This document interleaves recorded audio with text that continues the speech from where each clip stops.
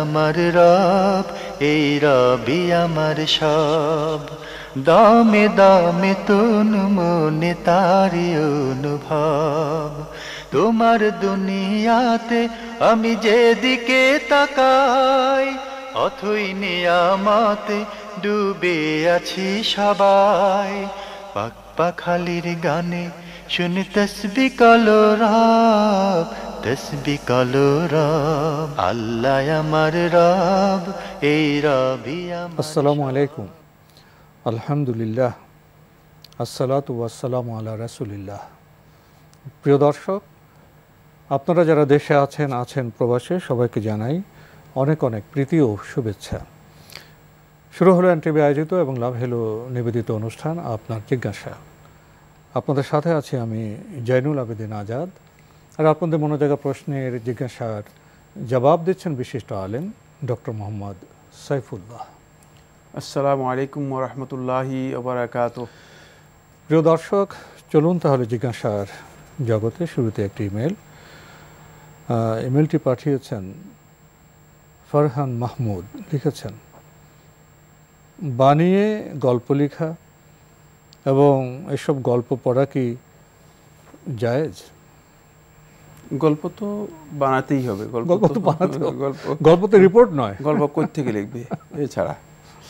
গল্পের জন্য তো কোনো আলাদা কোনো বই নেই যেখান থেকে গল্প লিখবেন আপনি। গল্প লিখতে হবে, বানিয়ে লিখতে হয়। গল্প ধারণা থেকে লিখতে হয়, আবেগ থেকে লিখতে হয়, পরিবেশ থেকে লিখতে হয়, বাস্তবতা লিখতে হয় এবং সমাজ দর্শন যেগুলো আছে সেগুলো থেকে লিখতে হয়। কিন্তু খেয়াল রাখতে হবে যে গল্পের প্রতি দুটি জিনিস বর্জনীয়। এটি হচ্ছে, গল্পের মধ্যে এমন অনৈতিক জিনিস লেখা বৈধ নয় যেগুলো যারা পাঠক আছে পাঠকদেরকে নীতিভ্রষ্ট করতে পারে অথবা নৈতিকতা আর অবক্ষয়ের দিকে নিয়ে যেতে পারে।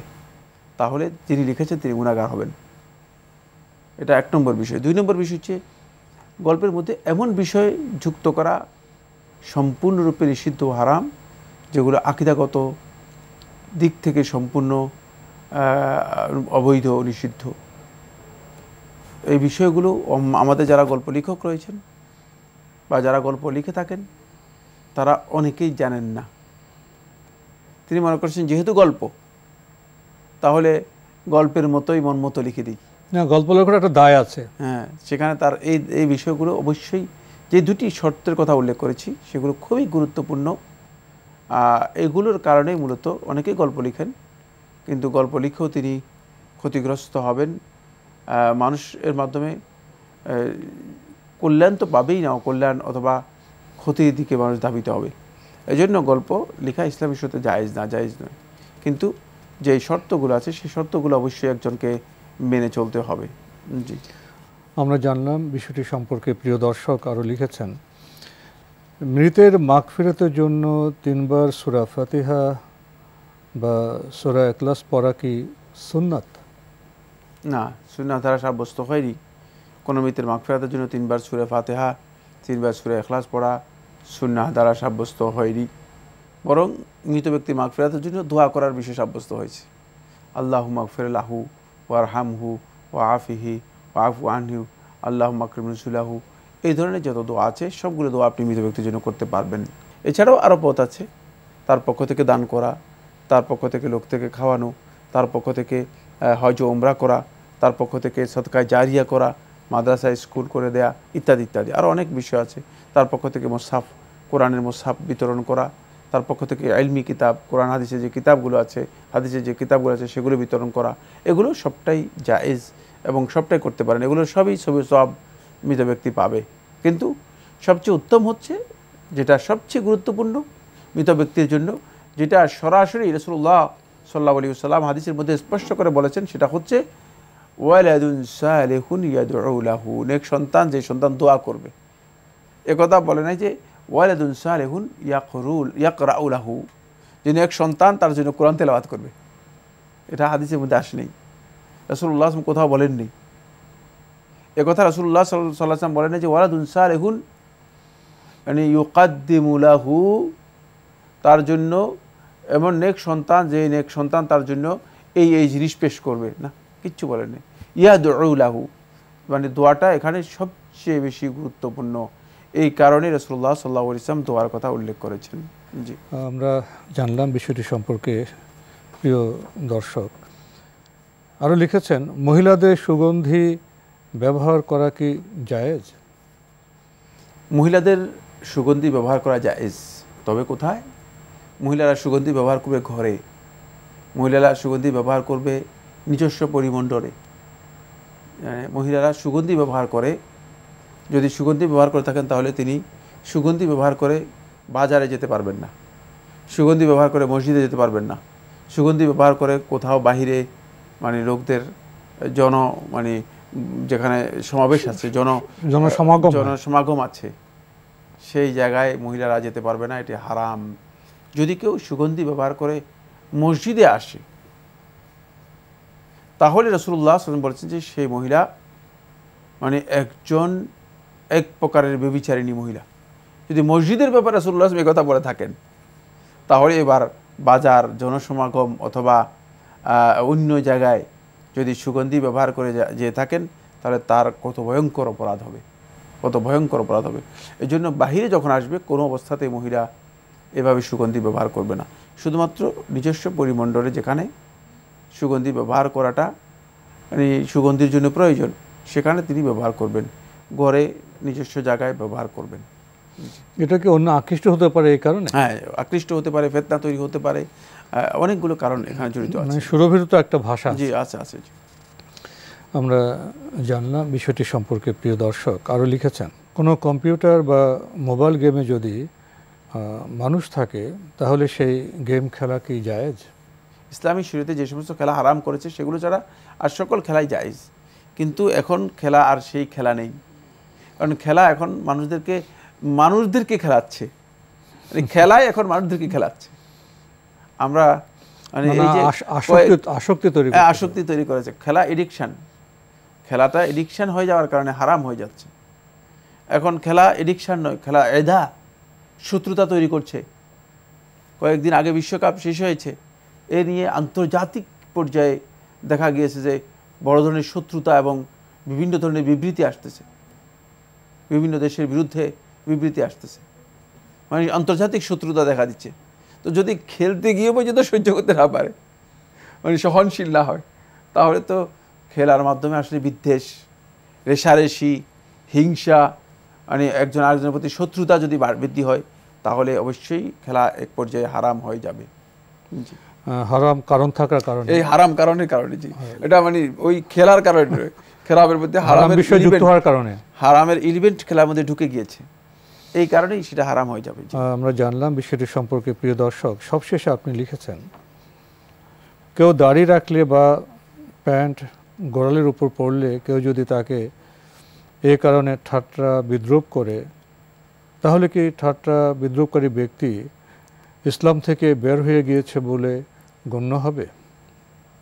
হ্যাঁ, ঠাট্টা বিদ্রূপকারী ব্যক্তি যদি দাঁড়িয়ে রাখার কারণে শুধুমাত্র অথবা প্যান্ট উপরে পড়ার কারণে যদি করে থাকে তাহলে সে ব্যক্তি এক প্রকারের কুফরি করল। ইসলাম থেকে বের হয়ে যাওয়ার মাসালাটি ভিন্ন, কিন্তু এটা এক প্রকারের কুফরি, কোনো সন্দেহ নেই। ঠাট্টা বিদ্রূপকারী যদি সত্যিকার আসলে এই বিষয় সম্পর্কে জ্ঞান না রাখে, এ বিষয়ে তাকে যদি সহি দলিল এর ভিত্তিতে জানানো না হয়ে থাকে, অথবা তার কোনো সংশয় সন্দেহ থাকে, অথবা তার এ বিষয়ে কোনো বিভ্রান্তিকর কোনো ধারণা থাকে, তাহলে সে ব্যক্তি পরিপূর্ণরূপে ইসলাম থেকে খারিজ হয়ে যাবে না। তবে এই কাজটি কুফরি, এক পর্যায়ে হয়তো সে কাফের হয়ে ইসলাম থেকে বেরিয়ে যেতে পারে যদি তাকে এই বিষয়গুলো ইনফর্ম করা হয় থাকে যে তুমি যে কাজটি করেছো এটা এই পর্যায়ের, এবং দাঁড়িয়ে ঠাট্টা বিদ্রূপ করা কুফরি। তারপরে এই পায়জামা অথবা প্যান্ট টাকনুর উপরে যদি কেউ পরে, এটা নিয়ে ঠাট্টা বিদ্রূপ করা কুফরি। যদি এটা করে থাকে তাহলে সে ব্যক্তি কুফরি করলো, কিন্তু ইসলাম থেকে খারিজ হয়ে যেতে হলে আমি যে চারটি কথা বলেছি, চারটি কথা অবশ্যই কী হতে হবে, এটার আগে সুরাহা হতে হবে, এই বিষয়টা বাস্তবায়িত হতে হবে, তাহলে বলা যাবে যে সে ইসলাম থেকে খারিজ হয়ে গেছে, অন্যথায় সে ইসলাম থেকে খারিজ হবে না। জি, আপনার জিজ্ঞাসায় আমাদের হাতে একটি ইমেল পাঠিয়েছেন হারুন রশিদ। লিখেছেন, সুবহান আল্লাহ, আলহামদুলিল্লাহ, লা ইলাহা ইল্লাল্লাহু তিনটি একসঙ্গে পড়া যাবে? কেন যাবে না? সুবহানাল্লাহ, আলহামদুলিল্লাহ, লা ইলাহা ইল্লাল্লাহ, আল্লাহু আকবার, চারটা একসাথে পড়তে পারবেন, পড়া জায়েজ এবং এটি অত্যন্ত ফজিলতের বিষয়। এটাকে বলা হয় থাকে চার কালিমা। আমাদের গ্রামে গঞ্জে মানে আমরা যখন ছোটো ছিলাম শুনতাম চার কালেমা, আমরা বুঝতাম না, কিন্তু পরবর্তীতে এগুলো অত্যন্ত গুরুত্বপূর্ণ। আল কালিমাতুল আরবা আল মুফাদ্দালা, এই বিষয়ের উপর একটি কিতাব লিখেছেন এই যুগের অত্যন্ত নির্ভরযোগ্য আলেম এবং গবেষক আমাদের উস্তাদ শেখ আব্দুর রাজ্জাক আব্দুল মোহসিন আল বদর, মদিনার এখন সবচেয়ে বড় যিনি আলেমদের মধ্যে একজন। শেখ আব্দুর রাজ্জাক আব্দুল মোহসিন আল বদর, শেখ আব্দুল মোহসিন আল বদর হাফিজাহুল্লাহ, তার বড় ছেলে, এবং এর ফজিলত রয়েছে অনেক বেশি। সুতরাং এটা শুধু পড়তে পারবেন না, এটা যত বেশি পড়তে পারেন ততই ভালো। সুবহানাল্লাহ, আলহামদুলিল্লাহ, লা ইলাহা ইল্লাল্লাহ, আল্লাহু আকবার, এটা যত বেশি একজন ব্যক্তি পড়বে তত বেশি তিনি আল্লাহ রাব্বুল আলামিনের কাছে মর্যাদা পাবেন। এমনকি আহলে হাদিসদের মধ্যে একদল বলেছেন যে এই কালেমাগুলো এত মর্যাদাপূর্ণ যে এগুলো মানুষের তাকদীর পর্যন্ত পরিবর্তন করে দেয়। যেমনভাবে তাসবিহ মানুষের তাকদীর পরিবর্তন করে, দোয়া মানুষের তাকদীর পরিবর্তন করে, এই তাসবিহগুলোও মানুষের তাকদীর পরিবর্তন করে। তাহলে আমাদের দিনে শত শতবার পড়া উচিত। খুবই ছোট্ট, পড়তে পারবে কিনা এই প্রশ্ন নয়, পড়বে, জি, যত বেশি সম্ভব। জি জি। প্রিয় দর্শক, আমাদের হাতে আরেকটি ইমেল পাঠিয়েছেন মুস্তাক আহমেদ নরসিংদী থেকে। লিখেছেন, প্রতি বছর কোরবানির সময় সমাগম হলে এরকম বয়ান শুনে থাকি, যেমন ইব্রাহিম নবী স্বপ্নে দেখলেন প্রিয় জিনিস জবে করছে, তারপর চিন্তা করে দেখেন যে প্রিয় জিনিস তো পুত্র ইসমাইল, তারপর ইসলামকে জবে করার সময় ইসমাইল বললেন, হে পিতা, আপনি আপনার চোখ বেঁধে নিন, না হলে আমার চোখ পড়লে জবে করতে কষ্ট হবে। তারপর পিতা যখন পুত্রের গলায় ছুরি চালায়, ছুরি কাটে না, পিতা রাগ করে ছুরি ফেলে দিলে ছুরি গিয়ে পড়ে পাথরের উপর, তারপর পাথর দুভাগ হয়ে যায়, তারপর ছুরির জবান খুলে যায়, ছুরি বলে, আপনি কাটতে বলছেন একবার, আমার আল্লাহ আমাকে কাটতে নিষেধ করছে 70 বার। আমার প্রশ্ন, এরকম বয়ান সঠিক কিনা? কোরআনে তো স্পষ্ট উল্লেখ আছে, পিতা বলছে, হে বৎস, স্বপ্ন দেখিয়ে তোমাকে জবে করছি, এখন তোমার অভিমত কি? সূরা সাফফাত আয়াত 102। আমার প্রশ্ন, এরকম স্পষ্ট উল্লেখ থাকার পরও প্রিয় বস্তুর কথা আসে কি করে?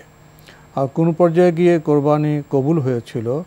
যখন ইসমাইলকে মাটিতে শোয়ানো হয়েছিল তখন, নাকি যখন ছুরি চালানো হয়েছিল তখন? ধন্যবাদ আপনাকে। আপনি একটি গল্প উল্লেখ করেছেন, বলেছেন এটা সত্য কিনা। না, এটা সত্য নয়। এটা কোরআনের সাথে প্রশ্বাস যারা আছে, গল্পকার, কাহিনীকার, হ্যাঁ, এরা এই গল্প যুক্ত করে দিয়েছে। ফলে কুসাসদের বক্তব্য থেকে এটা যুক্ত হয়ে কোরআনের মানে মূল কথার সাথে মানে নিয়ে এসেছে। এর ভিত্তিতে মিশ্রণ ঘটে গেছে। এটি দাসাইস বনি ইসরাইল থেকে এসেছে। পরবর্তীতে এগুলো আমাদের যারা কুসাস, বিশেষ করে কুসাস বলছি, যারা ওই যে শীতের দিনগুলোতে বিভিন্ন মাহফিল করে থাকে, এই মাহফিলকারীরা আসলে কুসাস, এরা গল্পকার। এরপরে আপনি দুটি প্রশ্ন করেছেন। এক নম্বর প্রশ্ন হচ্ছে, কোরআনে তো স্পষ্ট কথা, ইন্নী আজবাহুকা ফিল ইন্নী আরা ফিল মানামে আন্নী আজবাহুক ফানদুর মাযা তারা। এটা কোরআনে স্পষ্ট, ঠিকই বলেছেন। কোরআনে কারিমে ইব্রাহিম আলাইহিস সালাম স্বপ্নে দেখেছেন যেটা, সেটা হচ্ছে তিনি তার পুত্রকে জবাই করছেন, এটাই তিনি স্বপ্নে দেখেছেন। সুতরাং বাকি কথাগুলো সবগুলো দাসাইস মিনাল ইসরায়েলিয়াত, ইসরায়েলি বর্ণনা থেকে এসেছে।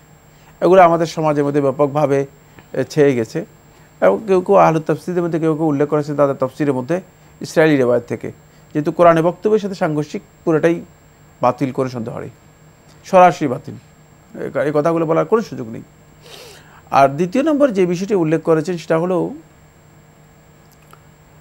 যে কখন ইব্রাহিম আলাইহিস সালাতু ওয়াস সালাম তার যে স্বপ্নটা তাহকিক করেছেন কখন, সেটা ওই সূরার মধ্যে, সূরা সাদ বা সফাতের মধ্যেই রয়েছে, সেই সূরার মধ্যে রয়েছে। ফালাম্মা আসলামা ওয়া তাল্লাহু লিল জাবিন, যখন দুইজনেই আল্লাহর নির্দেশের সামনে আত্মসমর্পণ করে, ইব্রাহিম আলাইহিস সালাতু ওয়াস সালাম তার পুত্রকে জবের জন্য কি করেছেন, মানে শোয়াই দিয়েছেন এবং তারপরে তিনি জবে করেছেন। এখানেই শেষ, এখানেই পুরা জিনিস। তখনই জবে করেছেন, জবের উদ্যোগ নিয়েছেন, জবাই করেছেন ইব্রাহিম আলাইহিস জবে করেছেন, মানে ইব্রাহিম আলাইহিস জবেই করেছেন, কিন্তু না জবেই করেছেন ইব্রাহিম আলাইহিস জবে করে দেখেন যে তিনি জবে করেছেন মূলত ফাদাইনাহু বিযিবিন আযীম। আল্লাহ তাআলা বলতেছেন যে ইব্রাহিম যেটা জবে করেছে ইসমাইলকে জবে করতে পারে নাই, ইব্রাহিম জবে করেছেন আল্লাহর পক্ষ থেকে। আল্লাহ তাআলা কি করেছেন, একটা বিশাল আকারের দুম্বা দিয়ে আল্লাহ রাব্বুল আলামিন ইব্রাহিম ইসমাইলকে কি করেছেন, ইব্রাহিম ইসলাম তো ছেলের গলায় ছুরি চালালেন, কিন্তু ছুরি চলে গেছে, জবে হয়েছে মানে পশু জবে হয়েছে। আন সাদ্দাক্তা রুইয়া, তখনই আল্লাহ তাআলা বলছেন আন সাদ্দাক্তা রুইয়া, আপনি আপনার স্বপ্নকে বাস্তবায়ন করেছেন, সত্যে পরিণত করেছেন। তখনই সত্যে পরিণত করেছেন যখন ইব্রাহিম আলাইহিস সালাম এই কাজটি সম্পন্ন করেছেন। জি, আমরা জানলাম বিষয়টি সম্পর্কে প্রিয় দর্শক, এবং কিভাবে কিচ্ছা কাহিনী গল্প যুক্ত হয়ে যায় সে বিষয়টি আমরা উপলব্ধি করলাম। নতুন একটি ইমেল যিনি পাঠিয়েছেন, নাম প্রকাশে অনিচ্ছুক, লিখেছেন, আমি আপনাদের অনুষ্ঠানে নিয়মিত দর্শক, আমার কিছু বিষয়ে জানার ছিল। এক, মেয়েদের কপালে টিপ পরা ইসলামে কি নিষিদ্ধ? অনেকে বলে থাকেন নিষিদ্ধ। টিপ মানে আমাদের যে সংস্কৃতি রয়েছে ইসলামী সংস্কৃতির সাথে এটি মোটেও যায় না, এটা ভিন্ন কালচার থেকে এসেছে। যেহেতু তাশাব্বুহ বিল কুফার, কাফেরদের সাথে এর সাদৃশ্য রয়েছে, এই জন্য জুমহুর আহলে হাদিস, জুমহুর উলামা কেরাম বলেছেন যে এটি জায়েজ নেই। এটাই বিশুদ্ধ বক্তব্য। যেহেতু রাসূলুল্লাহ সাল্লাল্লাহু আলাইহি ওয়াসাল্লাম বলেছেন মান তাশাব্বাহা বিকওমিন ফাহুয়া মিনহুম, যে অন্য এক ভিন্ন জাতির সাথে নিজের সাদৃশ্য গ্রহণ করলো, তাদের অনুসরণ করলো বিভিন্ন বেশভূষায়, আচার আচরণে অথবা কালচারের মধ্যে, ফাহুয়া মিনহুম, সে তাদের অন্তর্ভুক্ত হয়ে যাবে। এই কারণে এটি মূলত আমাদের কালচারের সাথে একেবারেই ইসলামী কালচারের সাথে মোটেও যায় না। আরেকটি বিষয় এখানে জড়িত রয়েছে, সেটা হলো যারা এই টিপের যেই প্রচলন, এই প্রচলনের সাথে অনেকগুলো তাদের মূল্যবোধ অথবা চিন্তাধারা যুক্ত রয়েছে, যেটা ইসলামী চিন্তাধারার সাথে একেবারে সাংঘর্ষিক। এটা আপনারা যারা এই বিষয়গুলো স্টাডি করেছেন, আমি মনে হয় তাদের সকলের কাছে জানা আছে। কারণ বিভিন্ন ধরনের টিপ রয়েছে, কখনো লাল, কখনো কালো, কখনো সাদা, মানে লম্বা, বিভিন্ন ধরনের রয়েছে। এগুলো বিভিন্ন প্রেক্ষাপটের সাথে জড়িত। সুতরাং যেহেতু ভিন্ন কালচারের ভিন্ন প্রেক্ষাপটের সাথে জড়িত এবং সেই প্রেক্ষাপটগুলোও স্পষ্ট রয়েছে, সুতরাং এগুলো কোনোভাবেই মুসলিমরা অনুসরণ করবে না। এগুলোর সাথে মুসলিমরা নিজেদেরকে কোনোভাবেই একসাথে মানে চলার কোনো সুযোগ নেই। জি, আমরা জানলাম বিষয়টি সম্পর্কে। প্রিয় দর্শক আরও লিখেছেন, হজের সময় কেউ যদি ওই জায়গা থেকে বিভিন্ন দ্রব্য সামগ্রী যেমন স্বর্ণ, আতর ইত্যাদি কিনে নিজ দেশে আসেন, এতে কি শরীয়তে কোনো নিষেধ আছে? অনেকে বলে থাকেন হজ করার উদ্দেশ্যে যে স্বর্ণ আনলে হজ হবে না, এই বক্তব্য কি সঠিক? ধন্যবাদ আপনাকে। না, হজ করার উদ্দেশ্যে কেউ গেলে তিনি হজ পালন করার পরে তিনি যদি সেখানে মানে স্বর্ণ কিনেন, রূপ্য কিনেন, তারপরে কম্বল কিনেন, জায়নামাজ কিনেন, ঘড়ি কিনেন এবং এগুলো নিয়ে এসে তিনি বিক্রি করেন, ব্যবসা করেন, সবটাই জায়েজ। এটা হজরত অবস্থায়ও জায়েজ, হজের পরেও জায়েজ, হজের আগেও জায়েজ। একেবারে কোরআনের মধ্যে আল্লাহ তাআলা বলেছেন, ওয়ালাইসা আলাইকুম জুনাহুন আন তাবতাগু ফাদলাম মির রাব্বিকুম। কোরআনে কারীমের হজের আয়াতের মধ্যে আল্লাহ তাআলা এই কথা বলেছেন, তোমাদের কোনো অসুবিধা নেই। আন তাবতাগু ফাদলাম মির রাব্বিকুম, তোমাদের রবের পক্ষ থেকে তোমাদের জন্য যে অনুগ্রহের ব্যবস্থা করেছেন, যে মানে কিছু ব্যবসা বাণিজ্যের ব্যবস্থা করেছেন, এগুলো যদি তোমরা অনুসন্ধান করো, এগুলো যদি তোমরা করো, এতে তোমাদের কোনো সমস্যা নেই।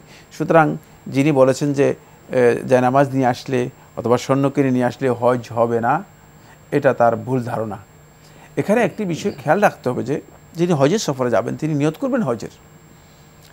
যদি হজের উদ্দেশ্যে যান আর যাওয়ার আগেই তিনি সিদ্ধান্ত নেন যে আসলে এবার হজে যাচ্ছি, উদ্দেশ্য হলো একটাই, সেটা হলো অনেকগুলো স্বর্ণ নিয়ে আসবো, যেহেতু স্বর্ণের দাম আমাদের এখানে বেড়ে গিয়েছে, তাহলে তো তার উদ্দেশ্য কি হয়ে গেছে, তাহলে উদ্দেশ্যের কারণে সমস্যা আসতে পারে, সমস্যা আসতে পারে, উদ্দেশ্যটা উল্টা হয়। আজ উদ্দেশ্য হয় আল্লাহ সন্তুষ্টি, উদ্দেশ্যটা আপনার হজ হবে, এর ফাঁকে যদি আপনি ব্যবসা পেয়ে যান, উপকৃত হলেন, আপনি কিনে নিয়ে আসলেন, তাহলে আপনার কোনো অসুবিধা নেই। কিন্তু খেয়াল রাখতে হবে যে আপনার নিয়তটা যদি হয়ে যায় যে না আমি হজে যাচ্ছি, যেহেতু একটা সুযোগ আছে, সেখানে স্বর্ণের দাম কম আছে, কিছু স্বর্ণ কিনে নিয়ে আসবো, বাংলাদেশে এনে এগুলো বিক্রি করব, তাহলে আপনার এই নিয়তের কারণে আপনার হজটা ক্ষতিগ্রস্ত হবে, এটাও সত্য কথা। তো আজকে আমাদের এখানে শেষ করতে হচ্ছে। আপনাকে অনেক ধন্যবাদ। আপনাকে অনেক ধন্যবাদ। প্রিয় দর্শক, আমরা দেখছিলাম এনটিভি আয়োজিত এবং লাভহিল নিবেদিত অনুষ্ঠান আপনার জিজ্ঞাসা। আমাদের অনুষ্ঠান আপনারা এনটিভি অনলাইনেও দেখতে পারবেন, ভিজিট করুন www.ntvbd.com। এছাড়া ইউটিউবে এবং আমাদের ভেরিফাইড ফেসবুক পেজে অনুষ্ঠান দেখতে পারবেন। শেষের প্রশ্নটি খুবই চমৎকার। হজতে গেলাম, স্বর্ণ কিনলাম, কেউ কেউ বলছেন হজ হবে না, জানলাম নিয়ত খুবই গুরুত্বপূর্ণ।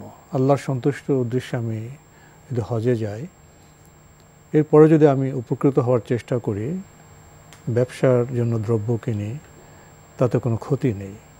আমরা জানলাম বিষয়টি সম্পর্কে।